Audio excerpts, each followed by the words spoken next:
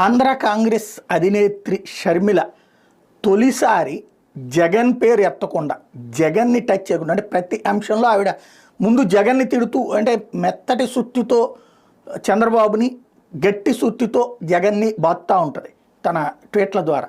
మొట్టమొదటిసారి జగన్ పేరు ప్రస్తావన లేకుండా ట్వీట్ చేశారు ఆవిడ పీసీసీ అధ్యక్షురాలు అయ్యాక. ఏరు దాటేదాకా ఓడమల్లన్న దాటాక బోడిమల్లన్న సామెతను తలపిస్తోంది ముఖ్యమంత్రి చంద్రబాబు గారి తీరు. ఎన్నికల్లో సూపర్ 6 అంటూ ఆర్భాటం చేసిన బాబు గారు అమలుకు వచ్చేసరికి ఆదాయం పెరిగితేనంటూ మడత పేచి పెట్టారు. అప్పులు దొరకవని, ఆదాయం పెంచుకోవాలని, తలసరి ఆదాయం పెరగాలని, మనుషులు మన ఆస్తి అంటూ వింత వింత మాటలు చెప్తున్నారు.